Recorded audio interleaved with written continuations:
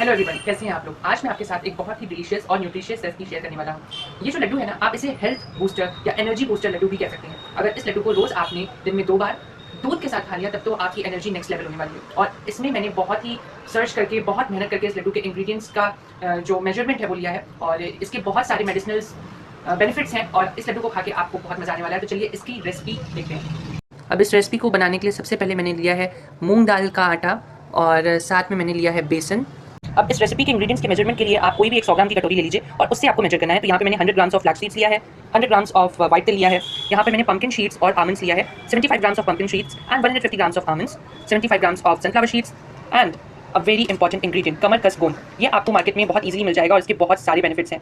इसको मैंने लिया है 75 ग्राम, और यहाँ पर हमारा ये नॉर्मल वाला जो गोंद आता है मार्केट में इजीली मिल जाता है, ये मैंने लिया है 100 ग्राम्स। ये मैंने लिया है कोकोनट जो कि है 300 ग्राम्स के पास, और ये एक साबुत नारियल का जो गोला होता है, उसको आप ग्रेट भी कर सकते हैं और ग्राइंड भी कर सकते हैं, डिपेंड्स ऑन यू। और यहाँ पर मैंने लिया है 50 ग्राम्स ऑफ पोस्तादाना। स्वीटनेस के लिए मैंने यहाँ पर यूज़ किया है खांड। आप इसकी जगह जैगरी भी यूज़ कर सकते हैं, और अगर आपको शुगर फ्री चाहिए तो आप स्टीविया का इस्तेमाल भी कर सकते हैं। लड्डू में आपको कैल्शियम भी है, आयरन भी है, जिंक भी है, ओमेगा 3 भी है, और कमरकस गोंद जो ये हम लोग का एक बहुत ही यूनिक इंग्रेडिएंट है। ये आपको बोन से रिलेटेड जो प्रॉब्लम्स होती हैं, जॉइंट पेन होता है, आपको खांसी जुकाम की अगर प्रॉब्लम है, और वायरल इन्फेक्शंस जो होते हैं, और स्किन डिजीज से रिलेटेड कोई प्रॉब्लम है, एक्ने पिंपल्स की प्रॉब्लम है, और अगर आप प्रेग्नेंट हैं उसके बाद जो आपको प्रॉब्लम फेस करनी पड़ती है, बहुत जो पेन होता है, बहुत सारी चीज़ों के लिए बहुत ज़्यादा बेनिफिशियल है। और इसका एक जो मैंने आपको फिक्स रेशियो हर एक इंग्रेडिएंट का बताया है, आप उसी हिसाब से इसका मेजरमेंट आप लीजिएगा इस लड्डू को बनाने के लिए। तो मैंने यहाँ पर कमरकस गोंद से 75 ग्राम्स लिया है, उससे ज़्यादा आपको नहीं लेना है, क्योंकि ये थोड़ा वार्म होता है, इसकी तासीर थोड़ी गर्म होती है, तो अगर आप इसको ज़्यादा लेंगे तो वो थोड़ा सा आपके लिए हार्मफुल भी हो सकता है। तो मैंने बड़ा सर्च किया है इसके बारे में, उसी हिसाब से मैंने इन सारे इंग्रेडिएंट्स का मेजरमेंट रखा है। तो आपको बनाने के वक्त इस बात का ध्यान रखना होगा कि जो मेजरमेंट मैंने आपको बताया है वो सेम मेजरमेंट फॉलो करके आपको लड्डू बनाने हैं। और ये लड्डू लगभग 30 to 35 ग्राम्स ईच बनेंगे, तो आप इसे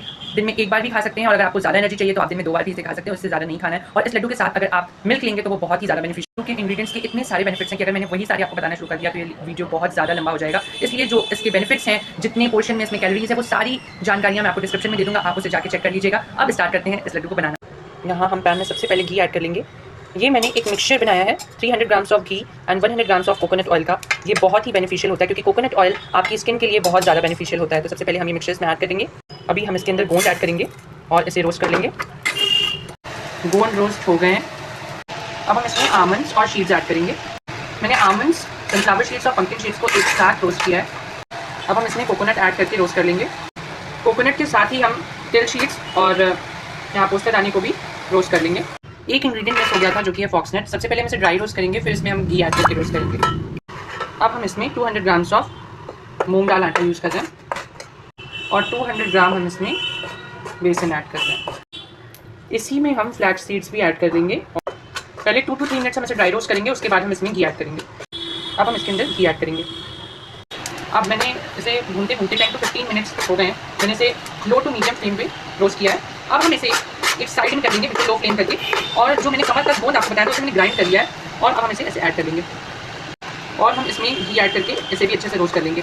कमरकस गोंद जो है वो नॉर्मल गोंद की तरह नहीं होता है। ये पलाश का जो पेड़ होता है उससे इसका एक्सट्रैक्ट निकाला जाता है, और ये फीमेल्स के लिए तो बहुत ही ज़्यादा बेनिफिशियल होता है। और एक बात मैं आपको बता दूं, जो चीज़ फीमेल्स के लिए बेनिफिशियल होती है, ज़रूरी नहीं कि वो मेल्स के लिए बेनिफिशियल ना हो। ये फीमेल्स की कुछ स्पेशल जो प्रॉब्लम होती हैं उसके लिए बहुत ज़्यादा स्पेशल है, बट मेल्स के लिए भी ये बहुत ज़्यादा बेनिफिशियल है। अगर आपको जॉइंट पेन, बैक पेन, ऐसी कोई भी प्रॉब्लम है, एक्ने, पिंपल, स्किन डिजीज़, तो आप इसको कंज्यूम कर सकते हैं। अब हमने सारी चीज़ों को रोस्ट कर लिया है। अब हमें आमंड्स, शीड्स और गोंद और ये जो कॉक्सनट्स हमने लिए थे, इसे हमें कोर्सली ग्राइंड करना है। अब हम इन सारे इंग्रेडिएंट्स को एक साथ मिक्स कर लेंगे। इसे अच्छे से मिक्स करने के बाद हम इसमें खांड ऐड करेंगे। अब हम इसे खांड ऐड करेंगे। कुछ लोग खांड को चीनी बूरा भी कहते हैं, हम लोग के यहाँ भी चीनी बूरा कहा जाता है। और इसे हम अच्छे से मिक्स करेंगे। अब हमने इसे अच्छे से मिक्स कर लिया है। इस स्टेज पे आप चाहें तो आप इसे ऐसे ही पंजीरी की तरह भी खा सकते हैं, नहीं तो अब आप इसका लड्डू बना के भी खा सकते हैं। इस तरीके से हमें दोनों हाथों की मदद से इसे लड्डू बना के ऐसे रखने हैं। सारे लड्डू बन के रेडी हो गए हैं।